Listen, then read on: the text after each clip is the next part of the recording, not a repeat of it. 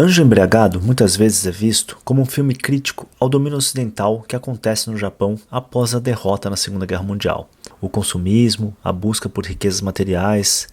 A narrativa é contada sob o ponto de vista daqueles que vivem em uma Tóquio em ruínas, onde os destinos se cruzam e indivíduos precisam se reconciliar com a sombria realidade que os cerca, uma realidade de carências e penas.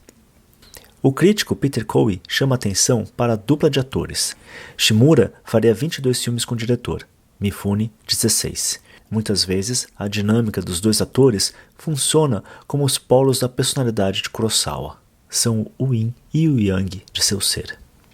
Shimura, assim como Kurosawa, nasceu de uma família descendente de samurais e foi encorajado a respeitar o código dos samurais, o Hagakure. 5 anos mais velho que Kurosawa, Shimura muitas vezes parecia ser um mentor para o diretor. Mifune, um ator de presença única e marcante, trazia um misto de ousadia, vulnerabilidade e ternura unidos a explosões físicas expressivas e muitas vezes surpreendentemente hilárias. O próximo filme do diretor, e que novamente trará a dupla de atores, é Duelo Silencioso. Baseado em uma peça de teatro japonesa, Duelo Silencioso parece ser uma parábola fortemente disfarçada sobre os efeitos de longo alcance do tipo de militarismo que levou o Japão à derrota na Segunda Guerra Mundial. O filme é sobre a terrível provação enfrentada por um jovem médico, Toshiro Mifune, que contrai sífilis enquanto operava um paciente sifilítico durante a guerra. Sabendo que o tratamento é longo e a cura não confiável, o médico, após a guerra, se recusa a contar à noiva o motivo do término do noivado. Seu argumento é que se ela soubesse a verdade, estaria disposta a esperar para sempre, o que, segundo o médico, seria injusto. O personagem de Mifune, como no filme anterior, continua a enxergar o mundo como duro e imperdoável. A sífilis, como o fétido ambiente em que se passa o Anjo Embriagado, reflete a decadência do Japão após a guerra. Interessante notar que a miséria nos filmes de Kurosawa torna seus filmes muito diferentes e até opostos aos de seus diretores contemporâneos, como Ozu e Ishikawa, que focam mais em seus personagens que nos ambientes que os cercam. Para Kurosawa, o homem está inserido no ambiente que o cerca, na realidade, seja ela da miséria do Japão do pós-guerra, seja na natureza monumental dos filmes de samurai. Além disso, como novamente aponta Peter Cowie, Kurosawa é um diretor que não teme apresentar o legado da derrota em suas narrativas.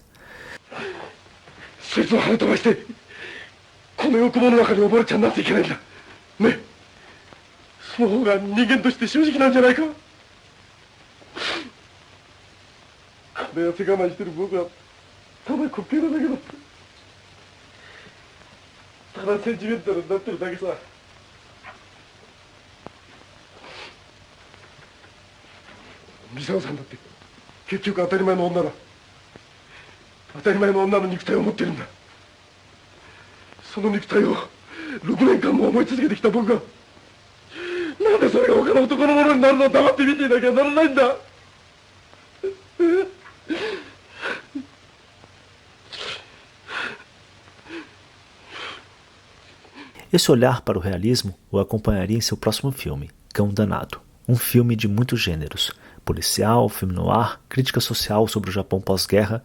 O filme mescla todos esses gêneros e dessa mescla nasce uma obra-prima, ainda que o próprio Kurosawa achasse o filme menor. Mal sabia ele que acabaria fazendo um dos melhores, se não o melhor filme de detetive já feito na história. Qual foi o motivo da decepção de Kurosawa? Para responder a isso, é preciso olhar para a obra de Georges Simenon e sua criação, o inspetor Jules Maigret, personagem que remonta a 1931. Maigret, como personagem, seria descrito como uma figura dura e severa, mas era sua metodologia que encantava Kurosawa.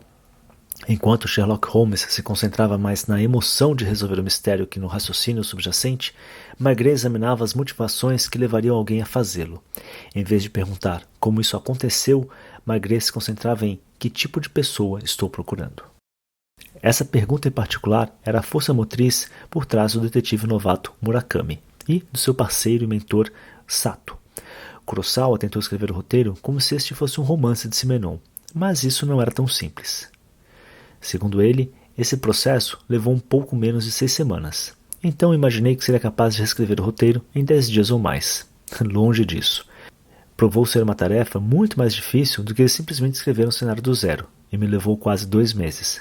Mas, ao refletir sobre isso, é perfeitamente compreensível o que tenha acontecido. Afinal, um romance e um roteiro são coisas totalmente diferentes. O produto final traria elementos de Simenon, mas também do filme noir, em particular The Naked City. Mas, enquanto Cão Danado carregava muitos desses traços, o filme abriu seu próprio caminho no gênero, o suficiente para ser considerado mais do que apenas uma imitação. No final das contas, exatamente as coisas que faziam o filme se destacar em comparação aos outros são os motivos pelos quais Kurosawa o via como um fracasso. Uma das diferenças mais centrais e importantes entre Cão Danado e todos os outros filmes do gênero simplesmente vem da ambientação, que desempenha um papel importante. Kurosawa retrata a Tóquio do pós-guerra como lotada, cheia de pessoas, intensamente povoada. Pior ainda, está quente. Nenhuma cena exemplifica isso melhor do que a cena de abertura com Murakami em um ônibus lotado, o suor escorrendo não apenas por seu rosto, mas também pelos rostos de todos no ônibus. Kurosawa não faria a história de detetive que imaginou inicialmente, mas Cão Danado trabalha em muito mais níveis do que ele mesmo era capaz de imaginar.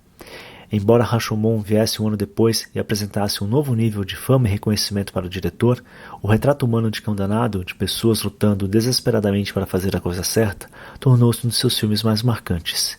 Escândalo foi o último filme que Kurosawa fez antes da conclusão de Rashomon, que estrearia no mesmo ano e estabeleceria Kurosawa como um cineasta de importância global.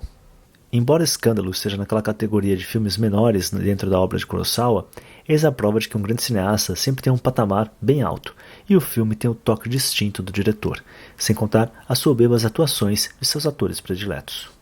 Como o título sugere, o filme trata do desejo e dos prazeres, mas também e especialmente dos perigos das fofocas, ou, para usar um termo da moda, das tais fake news. A história envolve um pintor e uma cantora popular, que se encontram por acaso em uma estrada. Ela acaba de perder o ônibus para o hotel, e quando ele descobre que eles vão ficar no mesmo lugar, ele lhe oferece uma carona com sua motocicleta. Eles começam a se conhecer de maneira casual e inocente, mas, como muitas celebridades aprenderam ao longo dos anos, as intenções puras não são suficientes para impedir as notícias mais escabrosas de se espalharem. Donald Ritchie, um dos mais importantes críticos do cinema japonês, aponta que o próprio Kurosawa sofreu desse tipo de rumores. Na época falavam que o diretor tinha um caso com a atriz Hideko Takamine, e que por isso o diretor nunca se sentiu à vontade com a imprensa. O filme pode ser visto, então, como uma forma consciente do diretor de dar um chega pra lá na imprensa, ao menos naquela dos tabloides cheios de meias verdades e plenas mentiras.